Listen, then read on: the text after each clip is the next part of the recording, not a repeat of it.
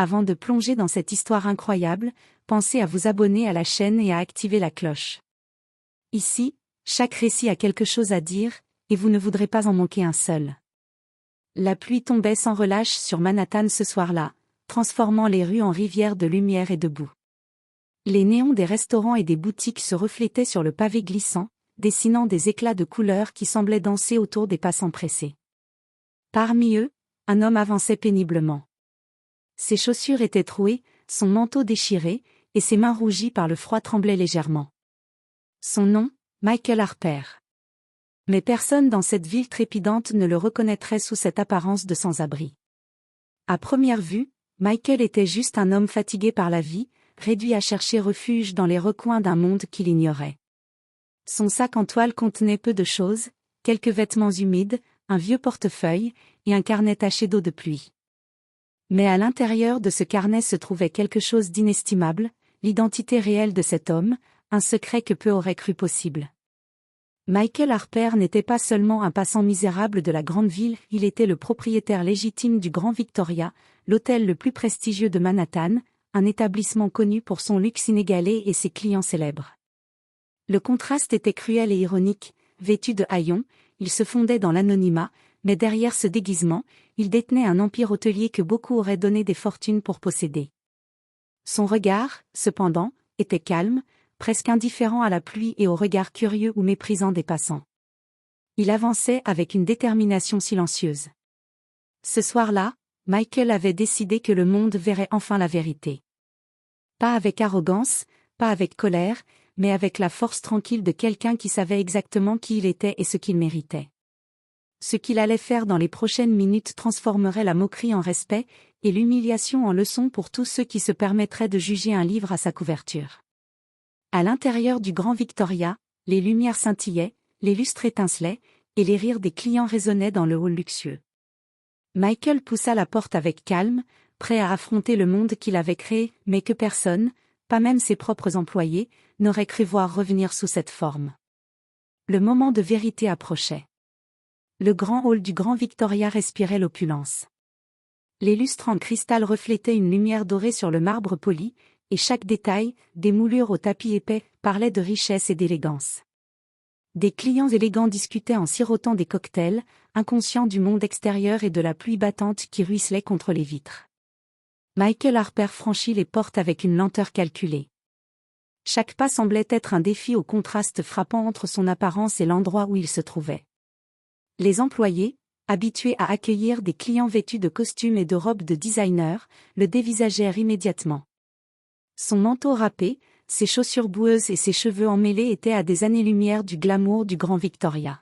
« Bonjour, je suis Michael Harper, le propriétaire de cet hôtel », dit-il d'une voix calme mais ferme. Un silence surpris tomba d'abord. Puis, un rire étouffé s'éleva de la réceptionniste. « Excusez-moi » demanda-t-elle, incrédule. « Le propriétaire ? Avec ses vêtements ?» Les clients à proximité éclatèrent de rire, certains chuchotant et pointant du doigt l'homme en haillons. La moquerie flottait dans l'air comme un parfum amer, et Michael resta immobile, un léger sourire aux lèvres, laissant la situation se développer exactement comme prévu. Il sortit lentement de sa poche un document soigneusement plié. Le papier était taché par la pluie, mais le sceau officiel brillait encore sous la lumière. Il le posa sur le comptoir avec une gravité silencieuse. « Vérifiez-le » dit-il simplement. « Si vous voulez continuer à rire, vous pouvez, mais vous verrez la vérité. » La réceptionniste trembla en prenant le document. Ses yeux parcoururent les mots « Michael Harper, propriétaire officiel du Grand Victoria ». Son visage pâlit. « C'est vrai » murmura-t-elle, incapable de cacher son étonnement. Autour d'elle, le rire des clients mourut immédiatement. Certains étaient figés, d'autres rougissaient de honte. L'homme qu'il venait de moquer avec légèreté était en réalité celui qui possédait cet hôtel somptueux. Michael Harper, immobile au centre du hall, observait la scène. Aucun mot de colère, aucune vengeance ostentatoire, seulement le calme tranquille de quelqu'un qui savait qu'il avait laissé le temps et la vérité révéler leur erreur. Le manager de l'hôtel, maintenant pâle et déstabilisé, s'approcha avec hésitation. « Monsieur, je ne savais pas. » Maintenant, vous savez, répondit Michael d'une voix douce mais ferme. Et c'est ainsi qu'un homme que tout le monde croyait misérable reprit le contrôle de son domaine, sous les yeux incrédules de ceux qui avaient ri quelques secondes plus tôt.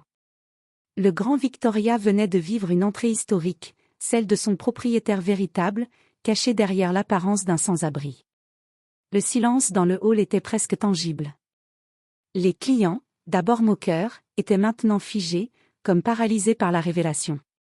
Même les plus confiants des employés semblaient hésiter, leur regard oscillant entre incrédulité et peur.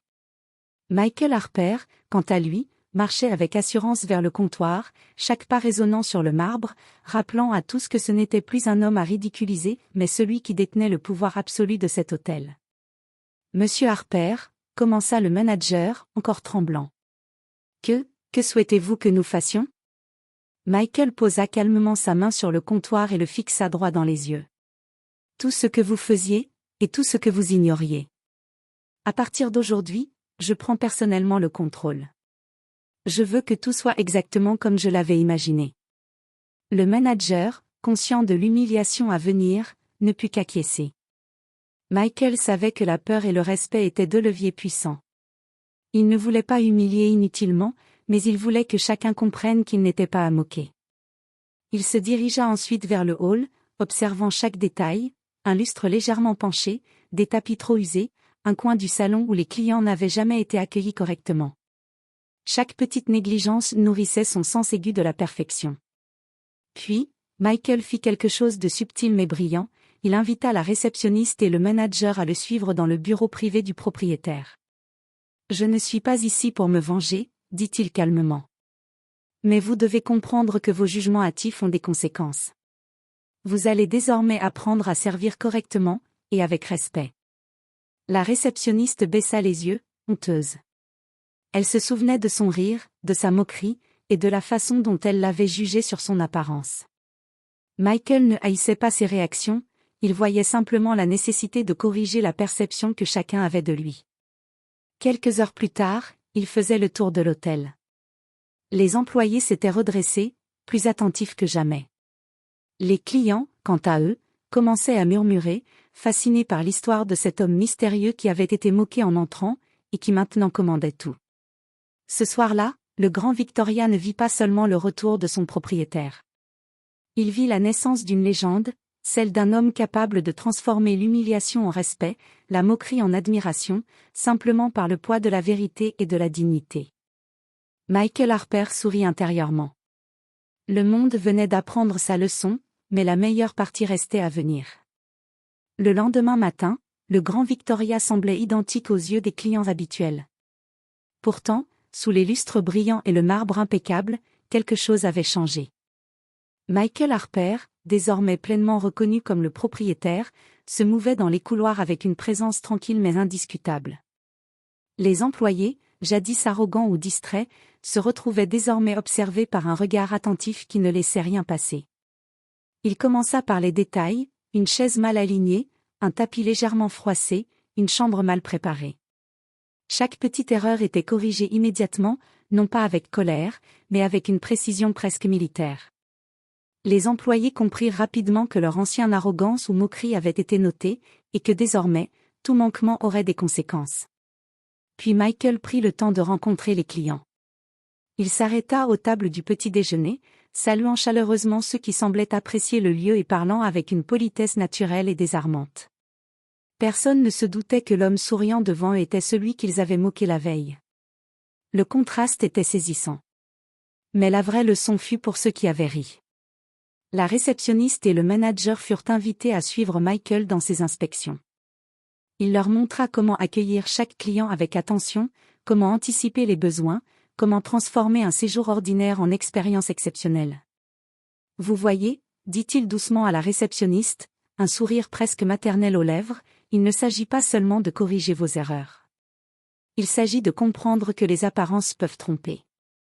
Un homme en haillons peut être plus puissant que vous ne l'imaginez. Elle baissa les yeux, consciente de sa propre humiliation. Michael n'avait pas crié, n'avait pas humilié. Mais sa simple autorité, renforcée par la vérité sur son identité, avait suffi à remettre chacun à sa place. Dans l'après-midi, Des rumeurs commencèrent à circuler parmi les clients et le personnel, le sans-abri d'hier soir était le propriétaire. Certains se souvenaient encore de leur rire, d'autres tentaient de cacher leur gêne. Et partout, Michael Harper continuait son inspection, transformant petit à petit l'hôtel en un endroit plus parfait, plus accueillant, mais surtout, un lieu où le respect n'était plus optionnel. En fin de journée, assis dans son bureau, Michael observa le hall depuis les grandes fenêtres. Le luxe et l'élégance n'avaient pas changé, mais la dynamique, elle, était différente. Ceux qui avaient ri comprenaient désormais que la véritable puissance ne réside pas dans l'apparence, mais dans la maîtrise, la vérité, et la patience. Michael sourit, satisfait. Sa revanche n'était pas cruelle, elle était subtile, élégante, et infiniment plus efficace que tout geste impulsif. L'hôtel n'était plus simplement le Grand Victoria. C'était son royaume, et il venait de rappeler à tous qui en détenaient les clés. Le Grand Victoria était méconnaissable. Les lustres brillaient d'un éclat presque surnaturel, le marbre reflétait chaque pas avec une précision cristalline, et l'air lui-même semblait respirer un luxe pur. Mais ce n'était pas seulement l'hôtel qui avait changé, c'était la perception de tous ceux qui y travaillaient et y séjournaient. Les employés, désormais attentifs et respectueux, avaient compris que le temps des jugements hâtifs était révolu. La réceptionniste, qui avait ri de Michael la veille, ne pouvait plus soutenir son regard sans rougir.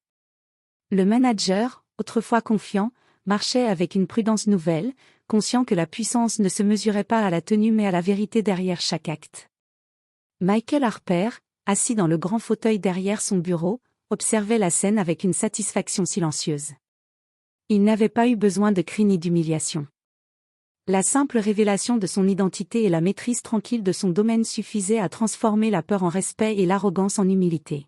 « Vous voyez » dit-il doucement à la réceptionniste, qui se tenait debout à côté de lui, il ne s'agit pas de vengeance. La vie a une manière de révéler la vérité à ceux qui la sous-estiment. Les clients, eux aussi, avaient entendu parler de l'histoire.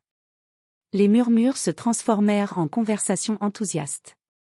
Certains revenaient spécialement pour rencontrer l'homme qui avait été moqué comme un simple sans-abri avant de révéler sa véritable identité. Le Grand Victoria devint plus célèbre que jamais, non seulement pour son luxe, mais pour l'histoire incroyable de son propriétaire. Plus tard dans la soirée, Michael fit un tour dans le hall. Les clients le saluaient avec admiration et curiosité. Les rires de la veille avaient disparu, remplacés par un respect palpable. Ceux qui l'avaient jugé se tenaient à distance, incapables de cacher leur gêne. Michael sourit intérieurement. La leçon était donnée, subtile mais inoubliable. Alors qu'il s'asseyait dans son bureau, observant les lumières scintiller dans la nuit new-yorkaise, il sut que le plus important n'était pas seulement de reprendre son hôtel.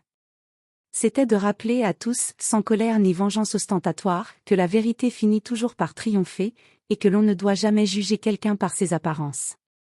Michael Harper, l'homme que la ville avait ignoré sous des haillons, avait non seulement retrouvé son pouvoir, mais avait transformé la moquerie en respect durable. Le Grand Victoria n'était plus seulement un hôtel de luxe. Il était le symbole d'une leçon que chacun garderait en mémoire, ne jamais sous-estimer quelqu'un, même quand il semble n'être rien. Et tandis que la nuit tombait sur Manhattan, Michael souriait, sachant que cette victoire silencieuse serait racontée pendant des années.